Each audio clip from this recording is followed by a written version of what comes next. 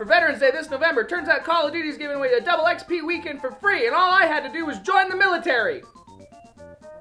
If I wanted to waste 4 years of my life getting a career that didn't matter, I would have gone to college. We're going to be talking about Call of Duty. Call of Duty originally got its start on the PC, but it didn't really gain traction until it was ported to the consoles. The original Xbox and PS2 got the first Call of Duty console game, and then they just kept making sequel after sequel after sequel until nobody cared anymore. Call of Duty Finest Hour, Call of Duty 2, and Call of Duty 3 for the original Xbox, PS2, Xbox 360, and PS3, and also Call of Duty Big Red 1, because there were 2 Call of Duty 2s for some stupid reason. I don't know. But before we can get into all that, we need to get the right fuel.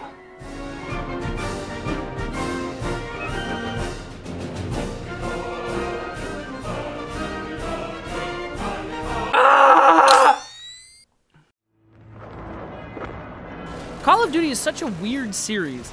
Never before has a game series had such a vast variety of different identities, but pretty much copy and pasted gameplay. Call of Duty did not perfect the first-person shooter genre, or even the World War II shooters for that matter, but what it did do was add an element of realism to the genre. Now, what Call of Duty had going for it at the time was a change in pace for story than other World War II shooters, giving you, the player, a more realistic take on the shooter craze of the late 90s and early 2000s.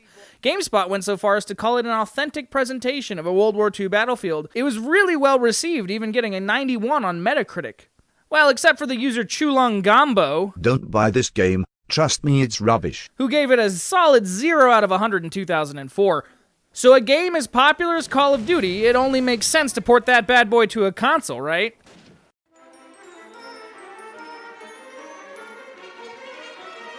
Man, sure is disorienting to see logos like this immediately followed by harrowing footage of World War II. Call of Duty Finest Hour isn't so much a straight port of Call of Duty on PC, but rather a spin-off. It follows a lot of the same convention the game was known for, but providing a more watered-down version. As was the norm for PC games ported to consoles, you always lost a lot of the fidelity that a PC could provide compared to the underperforming brethren that was the PS2 and Xbox. And while the Xbox had a little more power than the PS2, you still couldn't fit the same PC game onto a console without sacrificing something. Call of Duty Finest Hour is padded out to the extreme.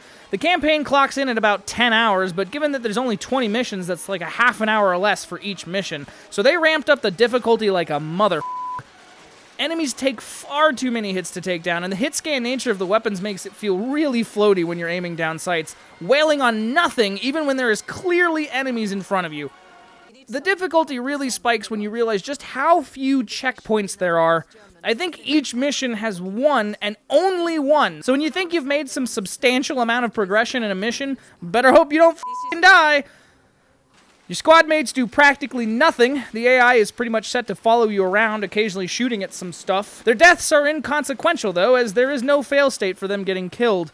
I understand this is because you're in a game where you want to be the one to kill everything yourself, and incompetent AI squad mates dying all the time would just get in the way, but then why have a squad with names and health bars and all that shit? Couldn't these just be nameless soldiers wandering the battlefield? Do they really have to be characters? But the worst example of the padding is this sniper mission. It requires you to take 9 real minutes to complete. 9 f***ing minutes. Do I really have to shoot these f***ers for 9 whole minutes in what essentially equates to a carnival game? These might as well be wooden ducks instead of German soldiers, and this might as well be on the Wii. We might cover those. Probably not. And when you die or mess up even slightly, it takes you all the way back to the start of that mission. You expect me to get as far along as 8 minutes and 45 seconds, then I f*** it up and I miss a German with a rocket launcher and boom, I have to do the whole thing over again? It's bullshit. You know what I could be doing in 9 minutes? Heating up a couple of Hot Pockets, not playing the shooting gallery. The next missions in Africa are no better. These are the shortest missions in the game as there's the least of them, but in order to compensate, they really ramp it up as every f***ing German in the next 100 miles has access to a heavy machine gun with a tiny reload window. Maybe this is some kind of metaphorical representation. You're in a tight corridor with no cover and everybody and their brother is trying to gun you down and, well, basically, if we didn't make this clear enough, war is hell and there will be very few survivors. I played very little of the Western Front missions with the Americans, as at that point I had had such a distaste in my mouth for the whole game, having played the last couple of missions dozens upon dozens of times. I'll be the first to admit, I'm not a first-person shooter fan, so there might be a few of you in the comments giving me the old get good advice, but listen here, folks. This ain't me and my skills. This is just bad game design. It's hard to make the game feel longer, and I just don't got time for that shit. I give Call of Duty Finest Hour a 4 out of 10. It's an honest effort porting a beloved PC shooter to the console. The controls are at least decent, though on the Xbox to this day I still can't get over the placement of the white and black buttons. And there are some of those real set-piece cinematic moments that do make it for an enjoyable experience. The problem that weighs it down is ultimately the difficulty is through design. The game is too short, so they had to pad it with something in order to make it feel like a big, epic shooter event. And the reality was the only way they could figure out how to do that was make it as hard as humanly possible. Here's hoping they got it right with Call of Duty 2.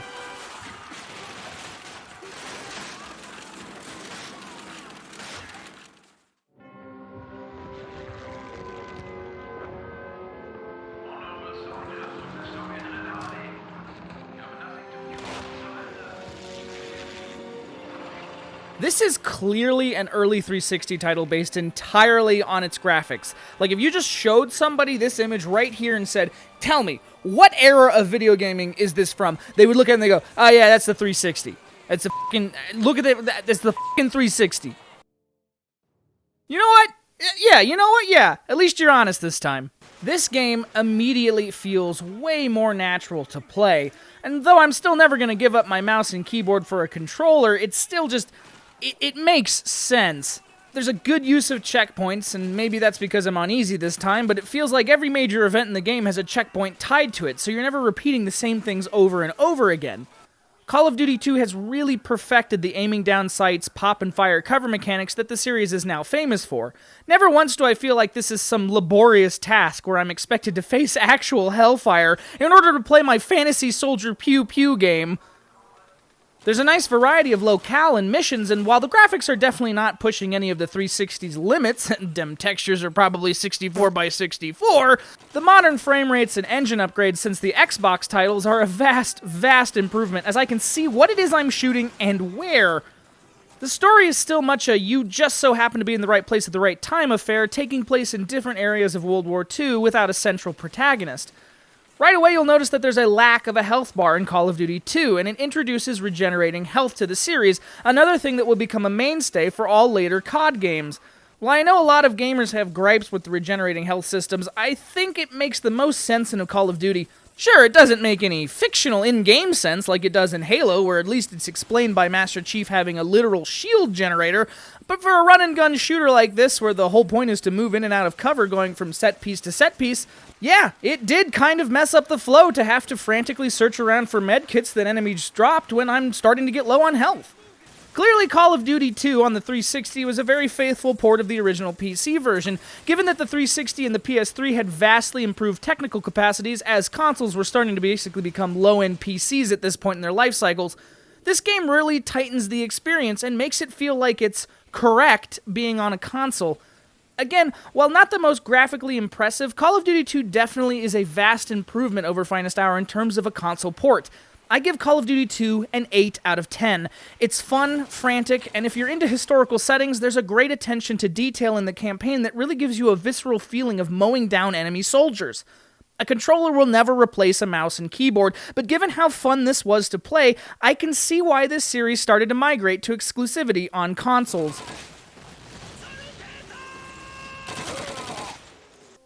But let's see how the last generation of consoles got to experience Call of Duty 2. Right away, I am completely disoriented. This is very different from Finest Hour in terms of how the game plays, and as far as a spin-off to Call of Duty 2, it's still just, weird. The first thing I notice is that there is no more impact cue to let you know when you've hit an enemy. In Finest Hour, it was a little red crosshair that let you know when you've landed a hit. In Call of Duty 2, it was a little faint blood splatter where your bullet sank. Here, nothing. So now I'm running around with these hit-scanny weapons, knowing jack all if I'm hitting anything, and I'm even worse off than I was in Finest Hour. This is really weird and jarring to play after playing the first two games. I hate knowing that I've taken out a guy only by seeing his body ragdoll somewhere off in the distance. Yeah, there is some blood splatter when you're in close range, but there will be times where you're so far away, you just can't see anything. Are you dead? I mean, you fell over. Maybe you're just wounded. I can't tell. This game does something a little different than its predecessor when adapting a major Call of Duty to the consoles. It adds a single protagonist narrative, admittedly still a silent protagonist. You play as the Big Red One, or at least a small squad from the Big Red One, a real-life infantry division who saw a lot of ground combat during World War II. Your squad mates actually have some merit this time around, as they are not only there to provide you with extra firepower taking out enemies, but they also serve a grander purpose in the narrative. Again, nothing really happens when they die. They mostly just take damage like bullet sponges and respawn when the next story mission needs them, but at least there's some narrative stakes here, and the guys themselves are likable enough, even though a little stereotypical. However, the squad also leads to the biggest gripe I have with this game mechanically. You never have to open a door in a Call of Duty game. The game itself boasts in its opening pseudo-tutorial mission. Instead, whenever you breach a door, your squad mates do it for you, and sadly they are still from 2005, so they are very likely to get lost or lag behind you. I'm sitting here patiently waiting to continue the game, but instead I have to wait for my baby ducklings of a team to cross the road. I didn't play Big Red 1, lovingly dubbed Call of Duty 2 Bro, for more than the first hour, but from what I've seen of the story and gameplay, I can see the incentive to want to play further. It's not a bad game by any stretch, and it definitely does a good job of trying to adapt a larger, mainstream Call of Duty onto an older, last-generation console. I give Call of Duty 2 Bro a 6 out of 10. While it fails in some aspects to deliver the same strong sense of gameplay that Call of Duty 2 did, it still provides a decent shooter on the original Xbox if you were that kid who really wanted to play Call of Duty, but your parents didn't want to shell out for the next-gen hardware just yet.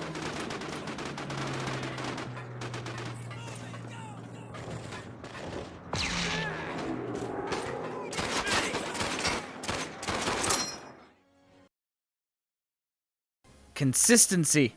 I like it. So Call of Duty 3 was a launch title on the PS3, and apparently it sucked. At least a lot of user reviews on gaming forums seem to think so.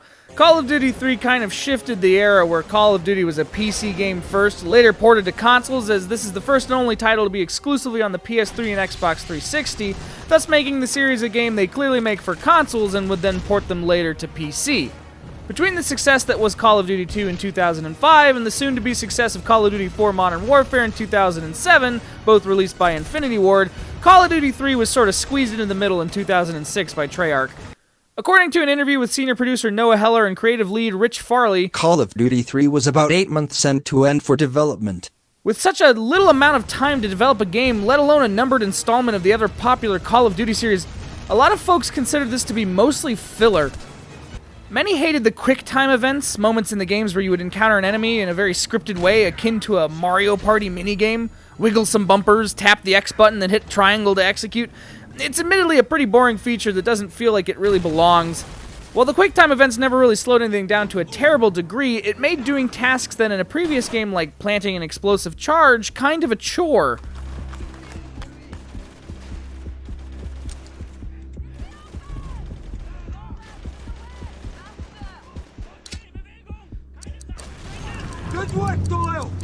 Some players cited the linear design of the mission, some said the gameplay loop was tired, others felt the story was lackluster and by the numbers. Players felt that it was just more of the same out of the now decade-old World War II genre. To many, this was just the boring title that came between Call of Duty 2 and Call of Duty 4. But I'll tell you what, as someone who has never played the game up until this review, I actually really liked it. Yeah, the major issues that the players took with the game at the time of release are totally there, and at the time you were just sort of getting used to a new Call of Duty game coming out every year. On top of the ever-waning popularity of World War II shooters in the mainstream, I could see how a little bit of fatigue would set in. But for me, playing this game in 2019, I can say with assurance this is actually a really good Call of Duty game. Granted, I have some hindsight. For example, when browsing around in the controls, I immediately saw tilt as an option I could turn off. As someone who isn't playing this on a PS3 for the first time in 2006 at launch, I already know how mediocre 6-axis controls are, so I turned that off right quick. Some of the game developers are actually finding good ways to make use of some of the new features on this, like the tilt motion with Warhawk. That was very good. At this point, though, I think you can tell there's only so much I can say about the gameplay, as there's really only so much they can change. Call of Duty 3 is very much a sequel to Call of Duty 2. Its style, execution, control scheme, and overall tone is very reminiscent of what's come before it. But as the last in the trilogy, Call of Duty 3 has honestly perfected the handling of World War II weaponry. The sound design is on point and beefy, every shot feels very tactile and satisfying. Aiming down sights feels the most natural it's felt in the entire series so far. It was gradual, but the game really enforced its mechanics through gameplay as I slowly began to understand that slight tilt down on the right joystick to pull the recoil in and make the perfect shot. For most of these games, I played about 2 hours each, getting as many missions in as I could so I could get a feel of how the game played and its tone. These weren't meant as in-depth reviews, more as snippets and first impressions. Call of Duty 3 was really the only game that drew me in with the fluidity of its levels and pacing to the point where I actually wanted to keep playing until I'd beaten it. There's enough here to keep me playing more. My major gripes with this game were mostly the AI squad mates. Constantly getting in my way and making it difficult to traverse maps when we were in tight corridors did add some unneeded tension. I also don't like the mechanic of how you pick up an enemy grenade involving a 2-button process. Picking them up with the square button, then also having to press the button used for throwing a grenade normally, had me lobbing some of my own grenades into my squad as my brain preemptively saw an icon to throw back the grenade and just skipped forward to the throw button, completely ignoring the square button entirely. And I blew up a few dudes accidentally. I'm sorry. All that in mind, though, Call of Duty 3 is still some really great shooting mechanics for what it's worth. For a game made in 8 months, it really is a testament to Treyarch and their team to create something that even a non-FPS fan such as myself could enjoy. I give Call of Duty 3 an 8 out of 10. I think this game is absolutely on par with Call of Duty 2. If I were to play them both longer and go more in-depth, I might tweak my score a tad, and one of them might come out on top over the other, but as it stands right now, Call of Duty 3 is a solid entry into the series and a great way to end the numbered Call of Duty games.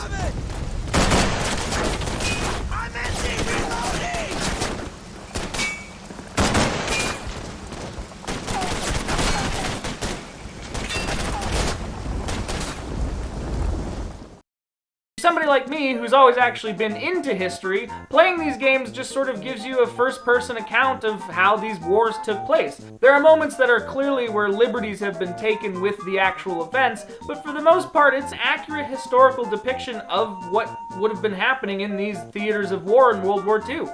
So I didn't really get a chance to explore Call of Duty's multiplayer servers because Xbox Live and PS3 servers have been shut down at this time of recording, but from what I've talked to people who played them at the time of their release, most of them were at least pretty good, the consensus being that the Xbox 360 version had a more versatile online functionality, but that's just kind of a general given between the 360 and the PS3. The 360 was just a better console for online, and that's just, we all know that by now. Like, I love the PS3, but it just, yeah, online sucked. Subscribe if you feel like it, share this video if you like, comment down below about your favorite Call of Duty game, or maybe a game you'd like to see me cover in the future.